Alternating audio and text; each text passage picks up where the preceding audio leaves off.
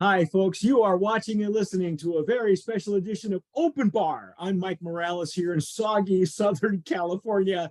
That gentleman out there is Tequila John with Tattoo Tequila.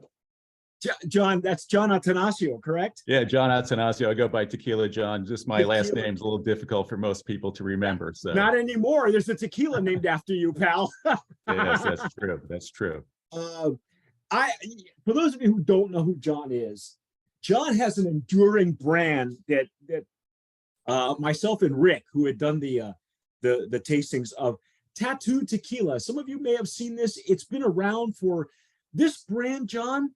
I think you and I spoke on the phone prior to this, like months ago, and I said, this is an enduring brand because we had seen this. It was making a big splash while I was living in San Antonio. I think the second or third year, I was like, oh, wow, this is great. And then whoever it was that I was in contact with, I said, the usual, let's get some samples so we can get you on sipping off the cuff. And a few days later, I got a package full of great stuff. I got a T-shirt. I got all kinds of really a bar. You got all the swag, all the swag that you could ever ask for. And I kept going, looking through it as I go, hey, where's the booze, man? There was no booze. I know. I'm so sorry about that one. Well, yeah, but what had happened was at that time, the brand was really making a big splash, and we've gone all over a lot of people have seen this bottle in one iteration or another, but not in the black matte, which is really clever. And Rick and I just fell all over ourselves because, as you'll notice, folks, this is organic. It's an organic tequila at that time, and we'll, as we get into with John, you can explain to us a little bit more about the lifespan of this brand, because it just off camera, John said to me, "We've been beaten up by every brand every brand on the gnome list." Okay, explain why. First of all, why did you get into tequila to begin with? I mean, why didn't you try like motorcycles or something else, man? Well, we do motorcycles too, but I just had a love of tequila. I was on a advisory board, and I was a consultant to a number of brands that were in the were celebrity-driven brands. And then at one point, I was like, I don't want to really build anybody else's brands. I want to build my own. But I didn't want to just get, have someone put juice in a bottle and me come up with a label and stuff like this. So I reached out to a friend of mine, Ruben Rodriguez in Mexico, and he agreed to, he was working with a number of distilleries, and he's a very accomplished distiller himself, and said, I'm interested in learning how to distill. I'm not just interested in just having a brand in the bottle. I want to learn the whole process, and made a bunch of tequila and cut her teeth on that. And then eventually launched Tattoo Tequila after about 21 different taste profile attempts.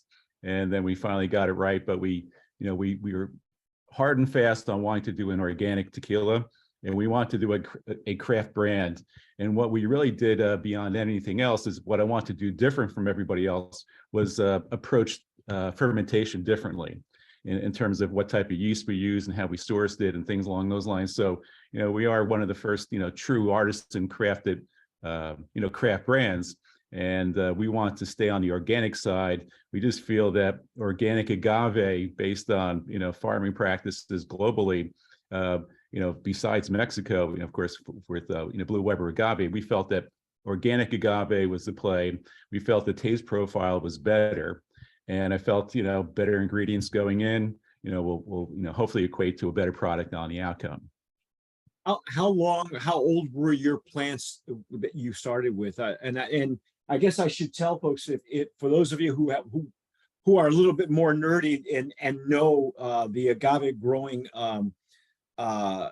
distilleries, farmers, there are a few that are certified organic, and one of the big ones, if I'm not mistaken, is 1480, which is 1480, which is Tequila Las Americas. Yes. And a large majority of the certified organic tequilas come out of that distillery. It's not the only one, but it is one of the more well-known. And everybody that I've ever spoken to speaks so highly of that family, the growing family. Yes, that's the uh, Montez family. That's Alvaro. He's a patriarch. He's our mate. He's the person that we're aligned with now on the distillery level, also the plantation. But our agave, a lot of people are harvesting now because the demand for agave and pricing. They're looking at 4-year-old to 5-year-old agaves being harvested. We we're hard and fast of looking at the 8 to 12-year-old agave. We feel the 7.5 to 8-year-old is really optimum for us. We're looking at a lot of sugar complexities within the plant, and we feel that level of maturity gets it to a point where we feel comfortable in the 8 to 12-year range. It's it's a much more mature plant. We use lowland agave. And but it's interesting with the plantations that we're using is that it's almost like a hybrid between what you expect to get in a lowland, a Blue Weber agave versus upland.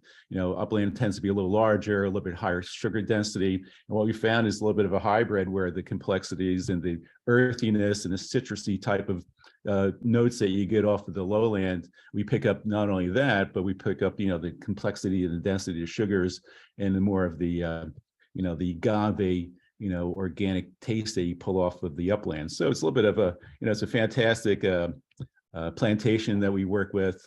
Alvaro Montez is the second distillery that we work with. We started off with Distilleria Refugio, and that got sold underneath us to a larger group, and we loved working with everybody there. And Ruben Rodriguez was our partner and our master distiller leading the way there, and then comes over and works with us in a collaboration that we have now with Alvaro Montez. So yeah, great people over there too. We're excited to get back into production.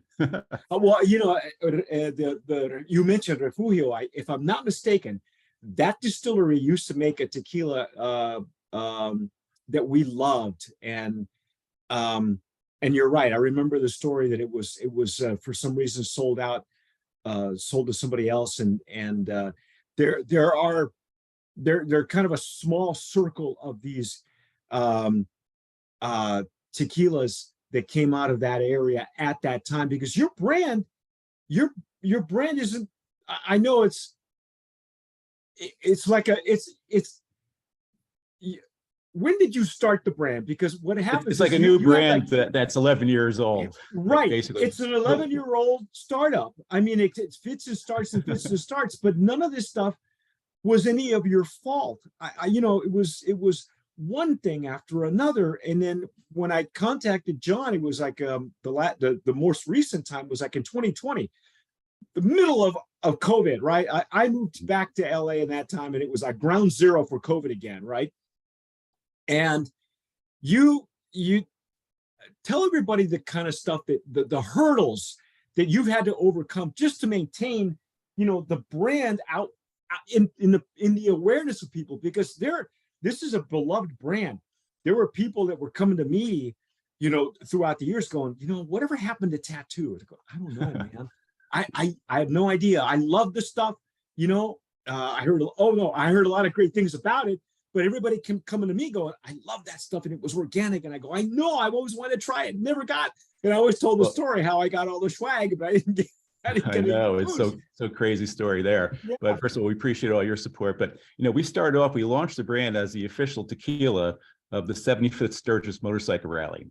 And that's a whole different story there. That's a crazy thing there, because it's a big motorcycle rally every year, right? And so we had a blast. That was like a big one. It's well over 1 million people there. So we really launched the brand there.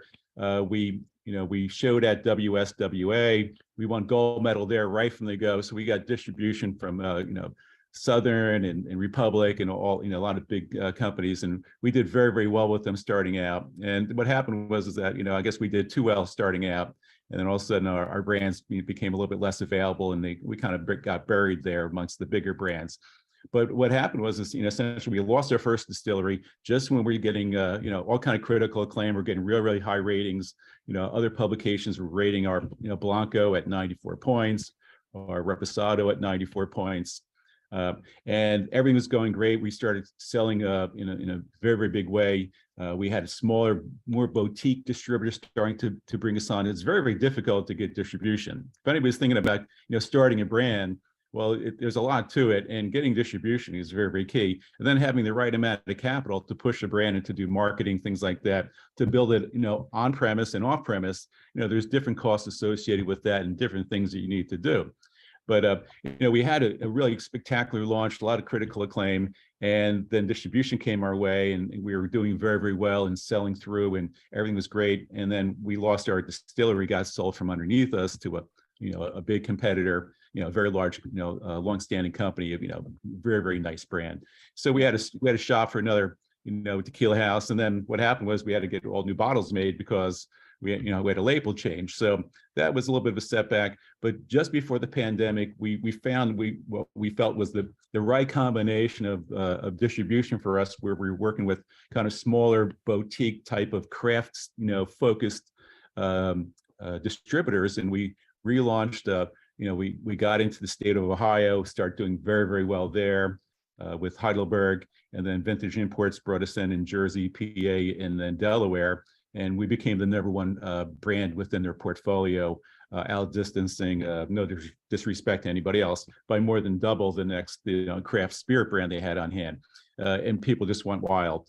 And then coming into the pandemic, everything was looking really, really excited. We had a $12 million A round of funding that was going to be, funded by a lot of, really like a dream team for us in terms of investors, notable people within the industry and things like that. We had, a major conglomerate as well. There's only a handful of them now, was looking to, invest in us as well. But then we fell out of production coming into with the pandemic. And out of the pandemic, we were a double finalist. We're actually at the beginning of the pandemic in 2020, we were a double finalist in the Ultimate Spirits Challenge, and that spirits competition features everybody. Yeah, so yeah. Our Reposado was rated 92 points, and we were a finalist there. And then our Añejo, which we rated second in the world according to that competition, with a 94 rating. So we've never had less than a 92 rating on our Reposado. We've mostly been across the board at 94. Depends on who tasted us and tested us. Yeah. So. But now what happened was that, we were about to do this big capital raise to expand because we have all this distribution offered to us. And then the pandemic happened, and then, the funding kind of dried up where people were kind of panicked. But what happened was that I couldn't even raise capital because what happened was that the supply chain issues were impacting us. Is that even if I had all the money in the world, I couldn't get bottles made, I couldn't get stoppers made. And we're just now, from the pandemic to now, we sold out very, very quickly. A lot of people were drinking, and then we just had all these high ratings, so people were seeking us out.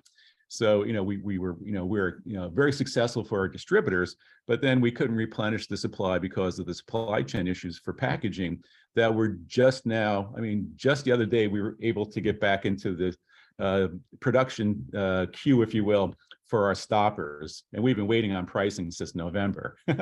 So we hit it, we hit it out of the park. The brands, we've got incredibly industry leading ratings. We appreciate also being on your cover for December. We so appreciate that, and it led to us actually getting a distribution in Canada for the first time. It was cool. For your magazine. Yeah. Excellent. So people do read your magazine. Wait till those Canucks. Wait till those guys start to get. There's. Again, there's so many hot pockets of tequila now throughout the country, more than when you started, originally. I mean, there's the South. Everybody wanted to come, to the bigger states, but it's interesting you mentioned Ohio. One of our tasters, we have now a fleet of 13 tasters throughout the US and one in the UK. And one of my oldest ones is in Ohio. And he always laments about, the terrible selection of tequilas in Ohio, but it's getting better. And I was not aware that you were like the number. Wow, that was that's amazing. There. You know what a feat that is in a control state like Ohio. We did very well. We did very well there. Ohio's, I wasn't as excited as I probably should have been going to Ohio, but for consumer brands, that's the mecca of brand testing throughout the United States. If your brand can make it in Ohio for any consumer goods, I mean, there's a ton of retailers exactly. there. It's middle America. But here's the cool thing about Ohio. So, we did tequila tastings, we did, tequila events in Cleveland and Cincinnati and Columbus. Great market. I got to say that I was so impressed with Ohio, the foodie scene, entrepreneurs that are restaurateurs. There's so many cool concepts going there. The bar scene, listen, there's not a lot to do there besides watching football, I guess, and and eating and drinking, I guess, in the wintertime. But I was so impressed with all the people that there's something about the Midwest people that are just so endearing to me. They're the heartbeat of America for certain. And like I said, the foodie in the bar scene couldn't have been any cooler. And people really switched on. And it's a good tequila market for certain. But I'm a Jersey guy growing up, so going back to Jersey was good to go there. I'm in Hawaii now, doing that whole surfing thing that we were always want to be involved with. But we go back now, the town of Tequila is my second home here now. I'm hoping on to go forward. We want to spend a lot of time in production, and we're grateful for just being in the marketplace. But for anybody that's out there trying to launch a brand, it is a long, enduring grind of a outcome that you hope to achieve by just hard work and building meaningful relationships, not only at the consumer level, which is most important, but there's a lot of relationships that are important along the way. The sales reps at the distributors, I've come to many of them. They've become friends, and they're more than just relationships that you go out on a ride with, to go out there and pitch accounts. But you want building friendships and things like that. This business is like no other. And I just love it, and that's what keeps us going. There's a glimmer of hope for getting to the other side, on the brand and scaling it. And when people really love it, and we're getting great ratings and stuff like that, where everything possible that could have happened to a startup has happened to us, from team mutiny to founders leaving, having to change distributors, losing a distillery, having to find a new plantation, everything that could, and then losing our bottle production to the pandemic. We moved all of our bottle production from Mexico to China right before. That's where all the big brands make it, and the glass is better supposedly and far cheaper. But we moved everything back to Mexico now. We're not going to make anything in China right now, and for anybody who's looking to start a brand, it's a long road. And I think in our last conversation, you said, what would you suggest people do? Is that take a long-term approach to this and never sacrifice quality. And that's why we're still around. That's why I get the even in our conversation on the phone, it was something that struck me, is that you're just, not only did you have to wait for the supply chain to catch up, but certainly you could have used another stopper. Certainly you could have used another bottle, but you decided no. You kept saying no. You kept sticking to your guns, regardless of whether the money was there or not. It was funny. It was like people at that point, when you and I talked, people were willing to write you checks, and it's like, but I don't feel right about doing that, because I got nothing. I wasn't in production. I got no bottles. I got this and that, and it's like, man, every single hurdle that everything that life could throw at a startup brand, they threw at you, and now you're back again. It's like, man, you're like this virus that won't die, man. We won't go away. And you know why? First of all, if you get in this business, either you love it or you don't, And I just flat out love it. I love making tequila. I love hanging out with my mate, Ruben down there, standing around and still talking story. That's pretty funny stuff that happens there. Almost, it's while you're drinking tequila and tasting, of course, a lot of stuff happens there. But going out there in the marketplace and engaging, bar owners and restaurateurs and people that own liquor stores and, pitching from place to place, I love it. And, we like doing the marketing part, and the events are cool, and sponsoring Sturgis and the rock concerts and all that stuff is a lot of fun.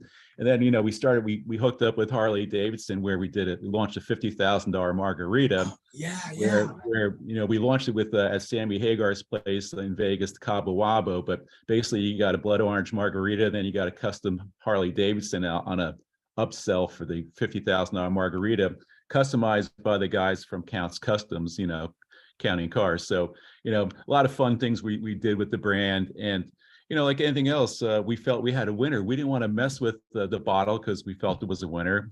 Everything about it was going in the right direction. We couldn't plan for the pandemic or the other things we had.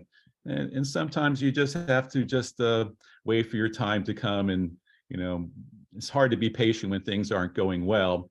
And, you're burning cash. So we did take the approach where we're like, hey, we're not going to take anybody's capital. We're not going to raise any capital until we know we can go back into production. We're not going to hurt anybody. And we don't want to waste any capital that is so dear and hard to come by. So, we felt it's just, we'll wait our time. And now we're just about to go, since we got confirmation we could start to make packaging and go back into tequila production. We are going to try to raise several million. We'd like to reach out to your audience. If there's anybody in your audience that are brand owners or companies in the tequila business, that's who we want as our investors. We love the idea of having our friends and family involved and all that. But at this stage, we prefer to have, professional investors that know the industry, that can bring resources and skill sets and value added to the brand. That's, that we're willing to sell part of the brand. We don't want to sell all of it. I'm not ready to retire. I'm just getting started, I feel. Again, right? Again. So, yeah. But we're doing this for the love of it all. We haven't made any money yet, but we want to deliver to our shareholders, a value proposition that is worth their investment into our company. And we want to, continue to produce, great tequila at fair prices. And we do have a lot of fans out there that contact us and saying, hey man, let us know when you're rolling again. And it's a beloved brand. I think I even said this during the reviews. I told Rick, because Rick had not remembered this brand. I said, Rick, this brand has like this underground following. It's like everybody loved this brand, and it just kind of disappeared. And that was prior to you and I talking. So I had no idea what you had gone through, all the hurdles and all the pitfalls and pratfalls and everything else, that you could possibly go through. And the guy is still here. That's what I said to Rick. I said, this brand is still here. It won't go away. So and then we did the tasting. We fell in love with it because we love that region where that tequila comes from. We love it too. And I know you didn't try the Blanco. Blanco is what I make. And our Blanco, I'll put up against anybody's Blanco. It's smooth. When you're ready, send us the Blanco, because it's very sophisticated, very, very complex. Yeah. I mean, you got the Reposado, and the Reposado Añejo. And the Reposado, that's really buttery. It's a lot of vanilla notes. It's really. It's really one of the better, I think, one of the better examples of what is possible when you have great plants to start with, and then you have a really fine family taking, watching your stuff. And you're a hands-on guy too. That's what also struck me.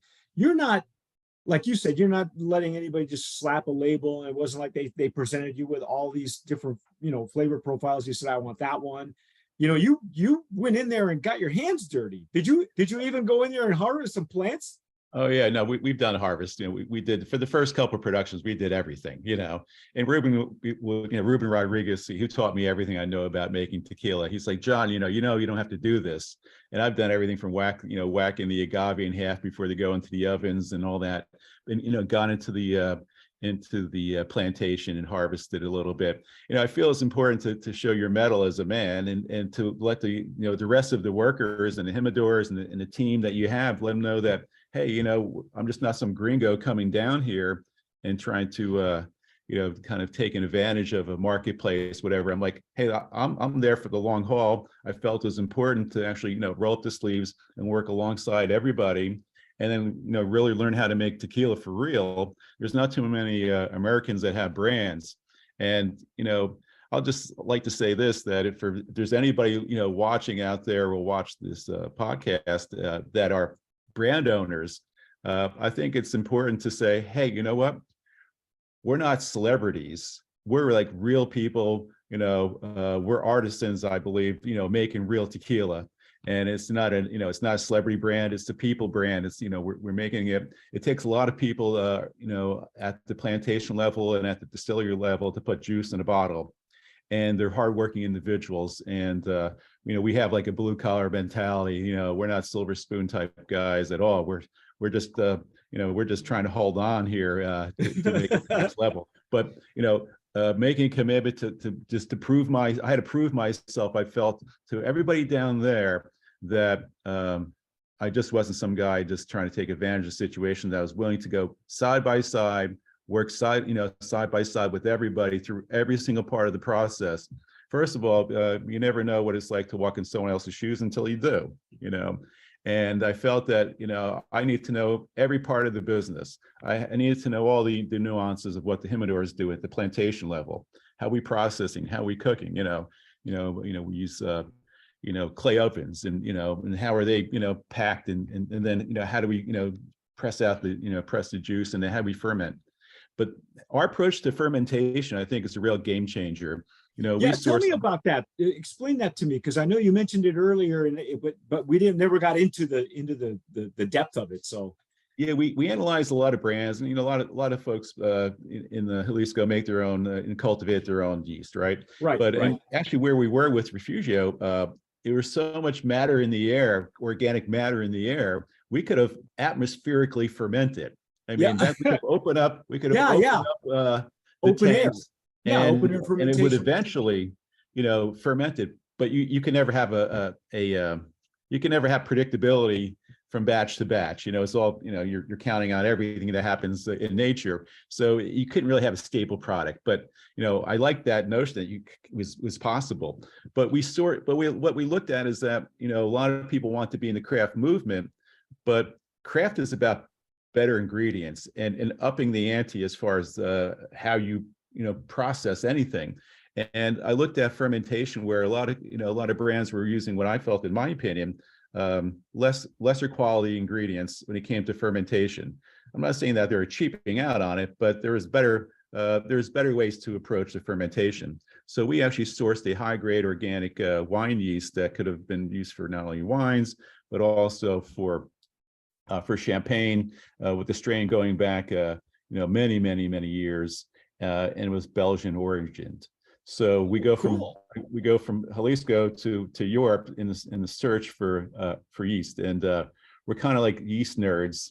I don't know what else to say, but if I could have added, to me, fermentation is where the magic happens. I know people say it's distillation, but I think, and I don't know if you've ever been to Oaxaca or have seen how their fermentation happens, and it's and they actually do the open air, and some places do, some distilleries will also, but you were looking for consistency. So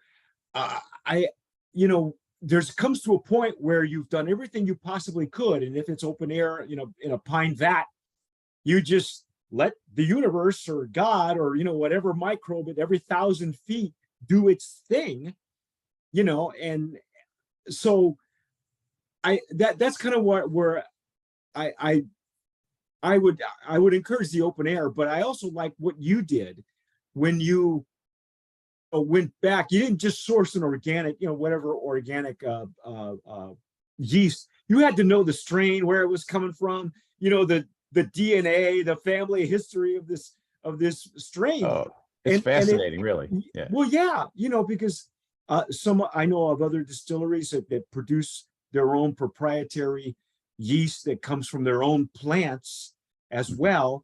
But you went a whole other direction, and you find that it's really made a big difference in your Blanco, because obviously it's the Blanco that gets it. Yeah, it's all about the Blanco, really, when it comes down to it. You never know on your first barreling, you really don't know what you're going to wind up with. You have expectations within ranges of taste profiles, but you don't really know what you're going to get coming out until it comes out, right? And then where you taste throughout. And we went with our Añejo 18 months. We went 6 months on the Reposado. Could have went a little bit longer on the Reposado. I think it came out a little bit better, but that's what we did on the first go. And we're striving to get better. These are, we've done like three sizable productions, at least for us. And the next production will be, larger than all of them. So, what we do from the go forward is really interesting. I've looked at everything from, looking at different barreling opportunities. I've made a trip to Cognac, and I've sourced Cognac barrels there. We like the idea of that. I think that could be a really interesting nuance. Maybe we'll do a limited edition with that, maybe not commit the whole production to that, but I like maybe doing, some special nuanced tequilas, looking at barrel integration as a differentiator, and that's not something new. It's been done by, there's brands. It's a hot new thing. I mean, everybody's cool. doing it, and it changes the profile. So yeah. It's a little bit of experimentation. It's not exactly a Frankenstein type stuff, but on a much lesser scale. It's fascinating. It's interesting, and what we really hope to achieve is just create something that's just wonderful to experience as people celebrate life. And that's what people like, why are you still doing what you're doing? I'm like, I don't know what else to do. I want to continue to pursue my passions or my obsession at this point, and to see the brand through. And there are a lot of people that are asking for it, and we don't want to let people down either in the marketplace, including the people that, like the sales reps, for example, that pushed our brand to their accounts, and the distributors that supported us, and the different venues that allowed us to market with, like, the Sturgis Motorcycle Rally, and the Buffalo Chip campground in Sturgis, and the Full Throttle. We love those people. They gave us incredible opportunities to broadcast our brand, and we held up against everybody and all the big guys. Yeah. So, and we have a little bit of a chip on our shoulder at this point for the people that have ran us out of Dodge. Well, we're hoping to come back, and not with a vengeance, but with just a happy spirit going forward. We're like, hey, you guys try to run us out of Dodge. Well, good on you. We're still here, and we don't take anything personal. It's business. People compete. And we just want to be happy through and walk, gently through life, and just build a great brand that people will enjoy responsibly, and have some fun with. And if the pandemic has taught me anything, and it didn't necessarily teach me any more patience, but I have a greater appreciation for everybody that touches my life, and I touch them. I don't take anything for granted, especially time. Time's our greatest asset that we have, and it's the most coveted. And I can't get back those couple of years that we lost to the pandemic. It seems like, I lost time with friends, and we lost time with loved ones, and it's not so much about the market. Well, we lost loved ones, not just the time. Some of us lost a lot. People too. We lost venues. We lost everything. There was not I remember talking to my guy in Ohio, as a matter of fact. We were still doing tastings. I mean, everybody was drinking at home, and so that particular year was probably one of our busiest years, oddly enough. And we grew the magazine and things like that. And I remember talking to him off camera. I said, "Man, this is like it's like 911. Remember when 911 happened, and everybody was, their lives changed?" And he says it's like 911 every day. Oh yeah, I know. And then what I also learned is that this business is made up of many, many wonderful people. My distributor that came to our aid at a time when we needed a distributor right away, Peggy Arquila. She's actually the only woman distributor in Nevada. She brought us on with West Coast Wine and Spirits, and she's still there with us now. We have a stockpile. We're excellent. Our only account that we're trying to maintain at the moment is Cabo Wabo on the Vegas Strip. Sammy Hagar and his clan over there. We love those guys. They've kept us on menu for like 5 years now, and that's excellent. That's a pretty cool thing. But yeah. Peggy and her husband Mel Kerr, they started off as our distributors. They become my family basically, she's my sister, he's my brother, and I'm as close to them as I am to anybody in the world.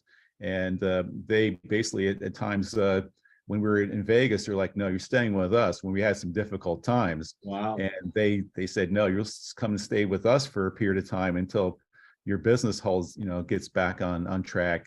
And I can't think of any people welcoming us into their homes.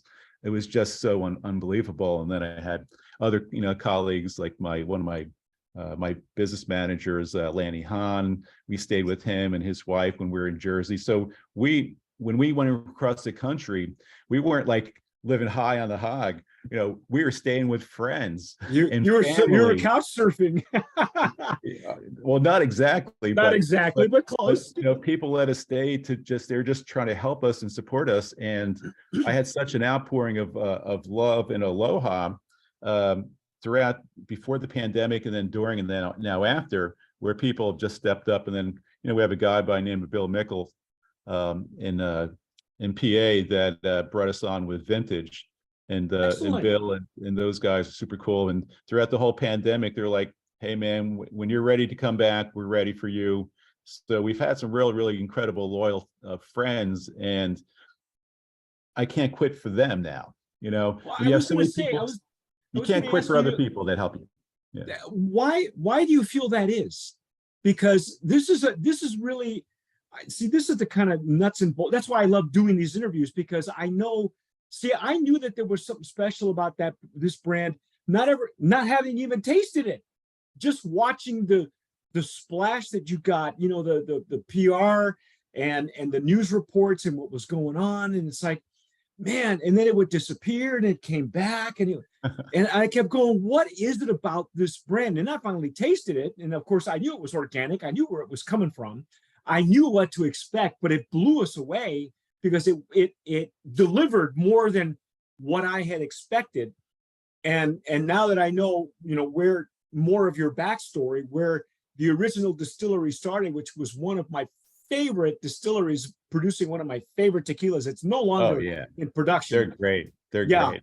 And so, that's where you cut your teeth. That's where you came from. And so it's no wonder that, but why do you feel that you have these relationships, whereas other brands just, it's all about the money. It's how much money have you got behind you? How much can you spiff your salesperson? Because whatever's on spiff is whatever the guy's going to sell. You know how that works. Well, so, that's still true of us. Our distributors want us to participate in programs that, that showcase our brand like everybody else is. And we're happy to do that as well. Even we had very modest means to work with. We did the best we can. And you know what was really, I've been involved with other brands and other companies in the past life. And what I saw within our own brand is that we're able to go very, very far with very, very little. Yeah. And I don't know if it's because of us, we have, I like to think that we're incredible humans on our team, and we have wonderful people around us, and we have an aura about us. I'll just say that, right from the people that the harvest to Ruben and his wife Violetta, who's I brought them on now as co-presidents. I felt that the people that taught me, they should be the ones that eventually take over the company and help lead this thing going forward. And but I think where I just can't give up now is because I've had such an outpouring when we needed people to help our brand and ourselves as entrepreneurs just make it to the next level. There's many months I had, we had a couple angel investor friends, a gentleman by the name of Mike Barber and Bill O'Keefe, guys I think in the world of, that helped us, that there's times I wouldn't make it to the next month if they didn't step up, literally. I love those guys, and not just because of what they did for me and for the company, just because of who they are. And for them, I can't quit. For the people that stood up for me, let me crash at their house, did everything possible. Peggy Umela, in Vegas, they basically adopted me for a long period of time, and now I want to, return the favor as best as I possibly can. But we also need to deliver what we can to our shareholders and things like that, and that's very meaningful to me, and a little bit of a burden when people do step up to help you. There is the reciprocity that I feel that I have to do my part Yeah. in response, maybe even beyond what I received. It's better to give than receive anyway. But we're very, Mike. First of all, I'm so glad to be on the show with you, and you guys have given I'm us glad we incredible finally, chops. yeah, I'm glad we finally met, because it was like, this is a mystery guy behind this brand. It's like, man, I got to talk to him. And I know it was leading up to this, because I know there were certain things that you had to wait for and you weren't ready yet. And because I know I wanted to speak to you a little bit earlier, late last year, but the timing is perfect now. The timing is perfect now. It's what they say in Spanish, in hora buena, in God's time. In And God's so here time. we are. Yes, and we believe that he has his hands on us throughout this, and we couldn't have we owe everything to him anyway. So we're just grateful to where we are. We're still standing. We could use a couple million. Anybody out there listening, we definitely need some investors. We need a couple million to get rolling again. We have distribution lined up. We have world-class tequila by credibility in terms of on the critical acclaim side of things, and very, very strong ratings. We have some of the most important retailers around the country, saying, hey, let us know when you're back in town. We can't wait to carry you. People are asking for the brand and stuff like this. And we're out of production 3 years now, practically. So people will still be asking about hoarding us. what I've got now. We still have a stash in Vegas, though, so we'll hook you up next time we roll through. Yeah, I'm gonna have to make my way out to Vegas. With the pandemic, everything kind of stopped, because, as you said, this business is like no other. It really is a people-oriented business. You shake hands, you look people in the eye, you make friends, because that's really part of it. It's not just how much money you throw at the brand, and how much have you got for your marketing budget. And I mean, it's part of it. It's a big part of it, especially if you're dealing with small to mid-sized distributors. But the relationship building is really, I think, where it's at, and it's all phases of this industry. Whether you're doing what we're doing, or you're doing what you're doing, or people in Vegas are doing what they're doing. It's a big relationship kind of thing, and that's why with the pandemic, it just kind of put the kibosh on a lot. But it made it. I think also, what did you learn besides the lack of patience? When you look back and you reflect at the 2 years that things were at a slowdown, what did you come out of there? What are you bringing forth from that to push tattoo even further? You know what? First of all, I think we've all had to accept living with less. And whether there's less abundance, less freedom, whatever it was. And I've always tried to run the brand as frugal as I can. We don't have a lot to work with. You have to be innovative. And I think our innovation, not only in marketing, we have strong marketing partners, we have strong brand, the way that we whatever we did, I think we did it very, very well. But I learned to, in the absence of capital, you really, really, really have to sharpen your pencil. You have to work much, much harder, okay? And you have to innovate. And you have, whether it's the process that you're manufacturing and creating tequila, whether it's everything has to be nuanced to the point where you're really looking at every part of your business with such great detail and care to make it more efficient, more effective, more productive, and in striving for the best outcome.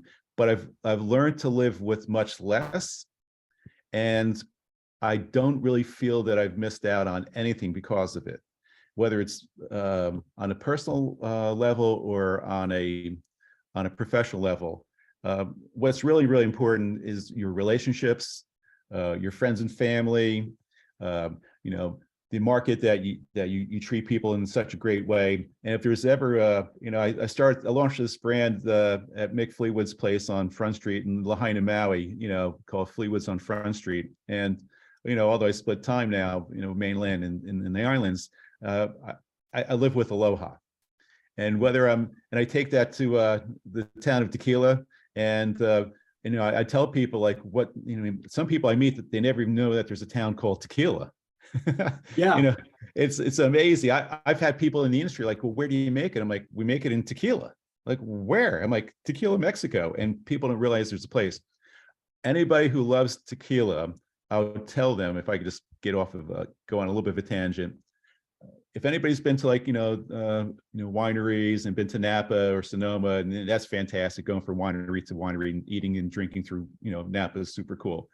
I can't think of a better experience than making your way through the tequila region and going on tequila tours at these fantastic distilleries, winding up and staying in the town of Tequila, where it's cobblestone streets, church in the middle of the square, little haciendas around there. You got Cuervo has an ancient distillery that you have agave wafting in the air, smells like roasted pineapple. You're sitting there, you're having a couple of beers after the day, making tequila, eating some street tacos with your mates. I can't think of anything cooler than that. And I got my nickname Tequila Juan down there, and then of course I changed it to Tequila John, north of the border. But Tequila, Mexico is such an incredible place that as much as I love Maui, I'm here now, I long for that town. And some people might say that's kind of an old, shabby town. Well, not to me, it isn't. It has so much character and beauty, and people are wonderful there, and people are hospitable, and they're hardworking. It's the agricultural belt. It's an economic hub. But you have most of the people we're really hanging out with, besides the distillers, are farmers. Yeah. And the people are salt of the earth, and just regular people, just working for a living, are the people I mostly come across. But I tell everybody, if you do love tequila, and that's your go-to, make a pilgrimage to the town of Tequila, fly into Guadalajara. I don't care if people take the Cuervo train, whatever it is, just get up there and have that experience that's just incredible. And it's like no other place on the face of the earth. And the art's incredible there. Crafts are, the whole culture down there is just simply spectacular. The food scene is amazing. I think maybe Oaxaca maybe has a leg up on the region when it comes to culinary, but I think that it's just a blessing of a place to have my life's journey take me to, that there's not too many places on earth where I long for, but I long for tequila. And it's not just because I make it. If I was a tourist, it's still just a place that you find yourself where time stops still. Time stops there. Yep. And it feels like it's a time warp every time I go there, where maybe I'm a couple of years older. I don't feel it when I'm down there. Well, it's definitely a positive. It's a positive vortex for sure. Yes. And I think the plant has a lot to do with it. I think, as you said, a lot of the people that are there are farmers, and I think this is what makes Hawaii. What makes Hawaii so inviting is just the natural. It's the areas that are not groomed and landscaped. It's just the natural essence of the islands, and I think that also translates when not only in tequila but many regions of Mexico. It's all volcanic to begin with. So it's, you talk about the cobblestone streets. People aren't aware that the cobblestone it's all shade. In fact, here on my desk, I've got that little piece I dug out of the Cuervo, there's if anybody who follows me on Instagram sees that video where they give you a plant, where they put your name in it, and you're supposed to get it in the ground, and I'll probably never see it. But as I was digging a hole for it, I found this volcanic rock. It's glass, and it's just everywhere. And that's what the cobblestone is it's volcanic rock. So wear comfortable shoes, because it's going to put a hole in your soul, man. Oh, and literally and figuratively, it will do that. And the landscapes of the whole Jalisco region, once you get outside of Guadalajara, get into Eggland, they're just incredible vistas and mountain ranges. And, last time I was there, agave's planted right up to the road right now. Every piece of dirt, there's agave planted on it right now. It never used to be that way, but it's God's country for certain. I remember sometimes being on the plantation and turning to one of my mates. I'm like, God's living here right now. I could feel it. We had, you have an emotional, when harvesting is an emotional thing. I don't know what it is. Either you have a connection to the terra, or you don't. but for the times that we've gone out and harvesting, and we made it a fun event for some people that came in, so they had like a bucket list type thing. For us it was work, but Oh, yeah. but being on the ground, smelling the earth, and being out there, harvesting is it's a spiritual was a spiritual like awakening or experience for me that I can't even process it exactly. It's just like a feeling that you get when you're on the plantation. You get a much different feeling when you're sitting around still tasting through a progression of a profile. Well, yeah, but here's the thing. I think I keep telling people that there's a missing ingredient. That if we were ever supposed to put ingredients on your label, that will never happen in tequila, unless we hear from the FDA. But anyway, there's always a missing ingredient. There's a missing element that I think, for me as a consumer, that I get, and I'm just now learning it. I think the more interviews that I do like this at Open Bar, the more I understand the value of the brand owner's intention and the distiller's intention. I think intent is everything. That's that missing ingredient. There's something, as you said, and they create that intention because it's a give and take between the plant, the ground, the area, and the people. Oh yeah. And so you can taste it. You don't know what it is. You can't put your finger on it. But there was something special about this stuff that I said, if I ever get a chance to meet this guy or talk to him, I want to find out. I want to know more about the intention. That's why I ask people, why did you get involved in something like this? Because your background, you come from a spirits background, isn't that correct? Yeah, I advised a handful of brands that were celebrity brands that were mostly on the marketing side, and of how to establish them, and in the market, how to come to market. And then I was more interested in the production side of things. And then I said, well, you know what, if I'm, I was kind of in a, I don't know if it was a midlife crisis, or I was at a crossroads in my career, and I was the CEO of another company. I'm like, you know what, I don't want to really do that. And then I remember a friend of mine said, well, what do you want to do? I'm like, I want to make tequila. He says, you want to make tequila? Because what are you going to go, go work in the fields and do all that stuff and schlep around a distillery? That's hard work and all that. You want to do that? I'm like, yep, that's what I want to do. It was intriguing to me. And maybe it was a romantic notion. A lot of people romanticize and think that's really glamorous. Well, you know what? It's hard ass, pardon my French. No, it's go hard ahead. Work. It's hard work making tequila. And there's a lot of people it takes to put juice in a bottle. I remember sometimes we took a group photo and was like, we have that many people? Yeah. I didn't know we had that many people. And but it's very much, it's a journey. It's almost a calling at this point. I can't even describe. It's like, how can you keep on doing this entrepreneurially? And there's times I've had my moments where I'm like, what the heck am I doing with all this? I'm not making any money. I'm killing myself. And now, the Lord's throwing everything possible at us, but the Lord will only throw as much as you can take at you. And I believe we kept on having glimmers of hope. So the small glimmers of hope as an entrepreneur was enough to fuel my fire.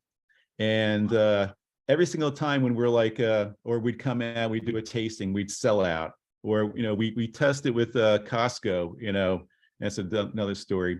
But we tested with Costco, and they gave you a certain amount of time to sell a certain amount of bottles over so many weeks, whatever it is, to see if they even stay in there. And we sold out in hours from store to store to store. Yeah. And then they thought it was a fluke, and then we did it again. And anyway, we wound not being there. We got kicked out of there too. But we love the opportunity. We're grateful that people gave us a shot, and Costco gave us a shot, whether we were there or not. But whether you're in a place or not, what it does, it brings you to the next chapter of where you are.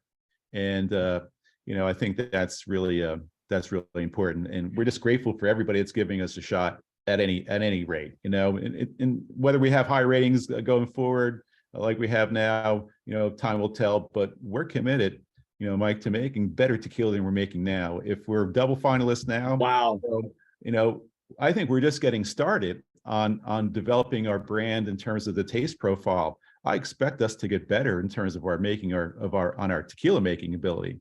And we have great people around us in like Alvaro Montes and his family, and Ruben Rodriguez and Valletta Rodriguez. They're really the heart and soul of our brand. I would say, what happens south of the border it makes all the difference what happens north of the border. I can't do it without them. And those people taught me everything. So I owe them everything.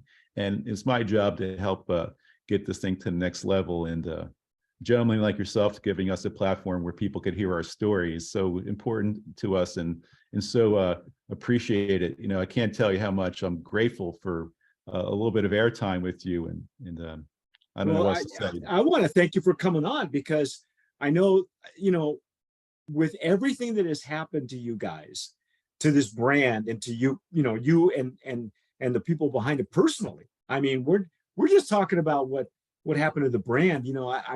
I know when we talked on the phone, there was all kinds of personal stuff that happened, and that exacerbates the situation. And yet you're still this humble. You seem to me like a humble guy, very grateful for what's happened. And I'm thinking, wow, man, see, and that's that missing ingredient. That's that thing that you can't peg, and you can't fake it either. You can't infuse it, by faking it. There are other tequilas out there that promote themselves as the tequila of the people. And there are you have like this closet celebrity people that are ready to come on board, and you're just, not yet.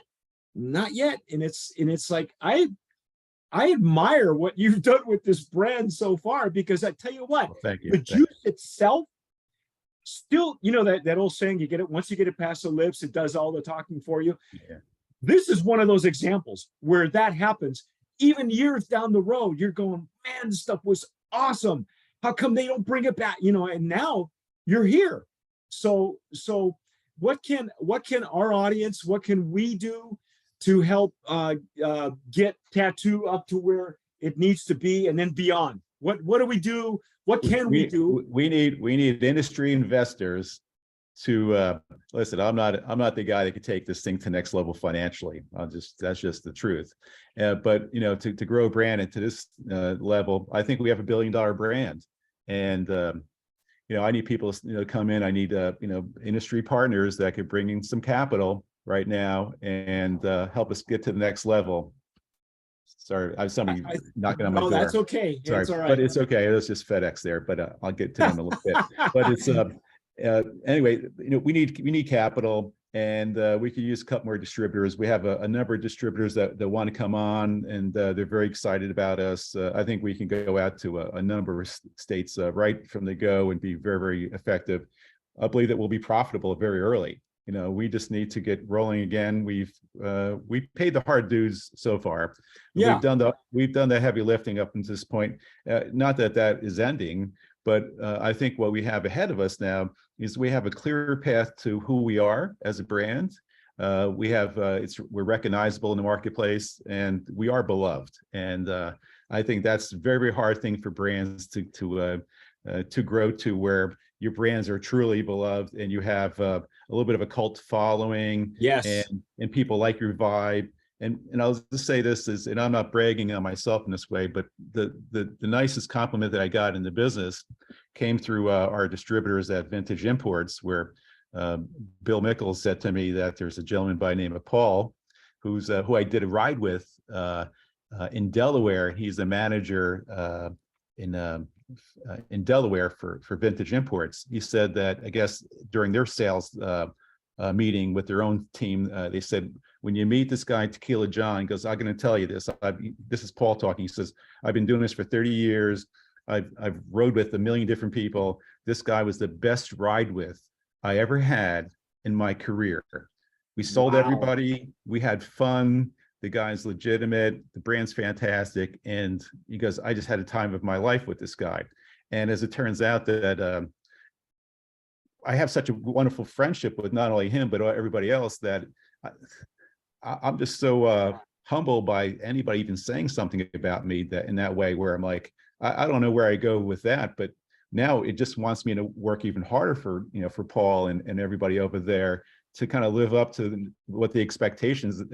Paul was nice enough to maybe put forth on my behalf to his sales force. So it's, it's a tall task to live up to expectations, but when people embrace you in such a wonderful way, how could I not want to pay them back with everything I have, heart and soul, to make it successful for them? And I think in the end, people know if you're genuine or not. And I think that's where we, that's our missing ingredient. Our missing ingredient is our people. The small family that we have running, we're a family run business. Yeah. You are. We're a family run business, and everybody around the table, has to do, pull their share. And I'm grateful, and I just want to say in closing, I'm grateful for this opportunity, but I'm also grateful for guys like Ruben Rodriguez, who many times when I'm like, I don't know, man, what do you think we should do? He says, what are you talking about? He goes, you can't quit now. Even in my times of, as an entrepreneur, we all have moments of doubt, right? But in the moment of doubts that I had people lifting me up and saying, don't give up. And, from that perspective, sometimes you just can't, when people are egging you on to say that you have it, you have to keep on going. I said, sometimes you just have to respect their wishes and thoughts. So, well, it's when they can see the greatness in you and the possibilities of greatness in the brand, how can you not at least try, right? Because at least you can live with yourself if you say, you know what, I tried everything, I can live with that. And if you can't, then you got to keep going until such time that you're satisfied, and then you push it some more. Have you considered it? I know we've gone a little bit over, but I want to be respectful of your time, because I'm not sure you've got stuff going on. But have you considered? I know that there's some well-known brands out there that everybody's doing a crowd fund. Is that something that you would consider maybe later on down the road, or? Because you have such a cult following, and I've only seen it work once successfully, okay, with another brand who has a cult following. Well, we have looked at it, and we've seen a handful of tequila companies raise money on the crowdfund platforms, but none of them really raised that much money. They raised several $100,000. I think maybe I saw someone raise close to $1 million. Well, we really need a little bit more money than that. And quite frankly, it's nice to have small investors involved. And, we love the level playing field that the crowdfund, provides, because, mostly only rich people get access to these type of private equity deals. Now it's available to small investors. And I love the level playing field for investors finally, right? Yeah. But we need big money fast. And that's a little bit of a grind. Like I said, we didn't want to raise any capital until we were ready, till we could finally go into production for our packaging. And we just got the final word where we can go into bottle and stopper production just last week. So now we're on the hunt starting this week, and the timing of this show is perfect for us.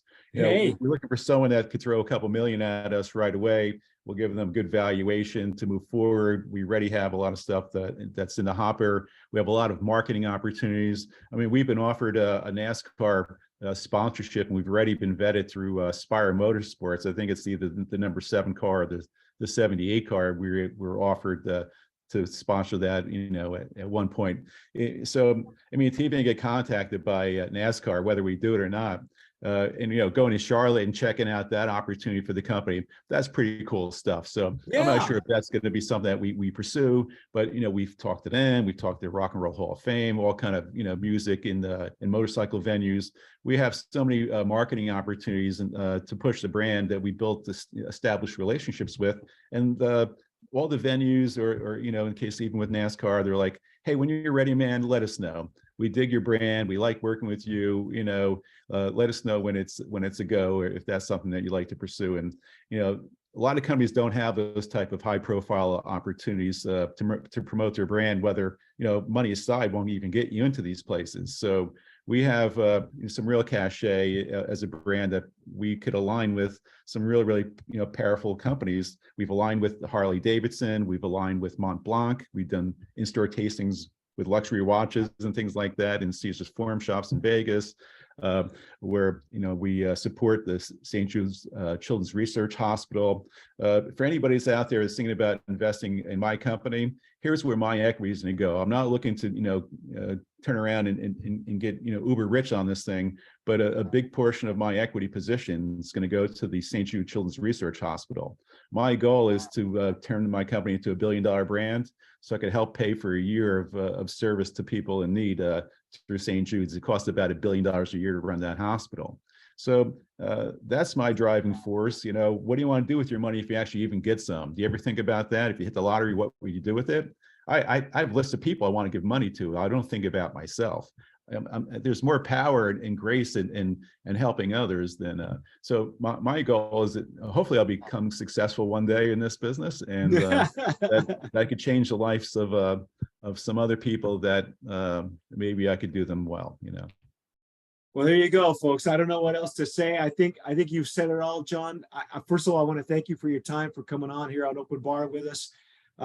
Folks, if you have not had this tequila, first of all, look for it. If they can find it, where can they look? Can they still buy it online, or is it still? We're not available online right now. You'll have to keep on checking back with the website. We'll start making some announcements there. The only place where you can probably get it is in a couple places in New Jersey, Pennsylvania, and Delaware. There's some shops that have it there. We have some in Vegas. It's available in a cocktail form at Cabo Wabo on the Vegas Strip. We love that place. Great food, great cocktails. We have a blood orange margarita there that's kind of tasty that you might like. And but when we get ready to roll, we should make the launch announcement on your show is what we should do. Hey man, you know what? Let's just we'll do a live on Instagram or something like that, and just we're back, man. We're back. Yeah, we're back.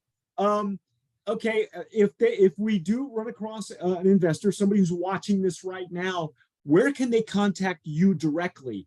Can they do it through the website? Can they say, they can contact us through the website. Any contacts on tattootequila.com. You just click on contacts. Those come directly to me.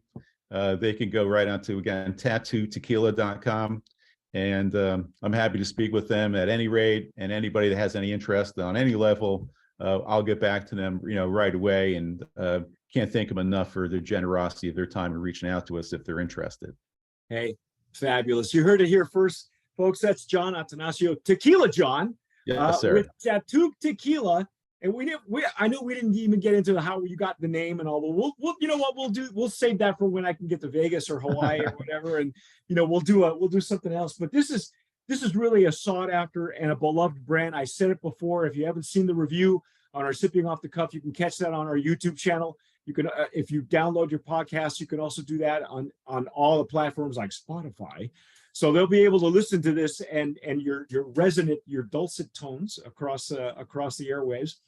But John, thanks again for being here. I so appreciate your time. Thank you for explaining to us what it takes to get this thing to where it is now, and it's only going to go up from here. So and that's, I don't normally make a fearless prediction, but this brand won't go away, and it has not gone away.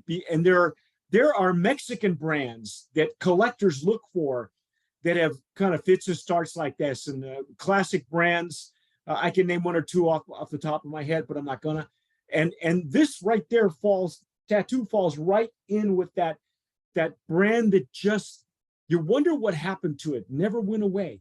So don't let it go away, folks. If you know somebody who's looking to up this tequila game, because we're sick and tired of someone else's tequila for the people, drink the real stuff and try it whenever you can. I would say take a snifter, take some time with it, and if it doesn't impress you, it should. But if it does, get a hold of this guy and get a hold of the company, because there really is something special and intangible that will only amplify, once it's out there. So, John, thanks again for being here. I so appreciate it. Mike, thank you so much. Time. Great. But hey, great to be here.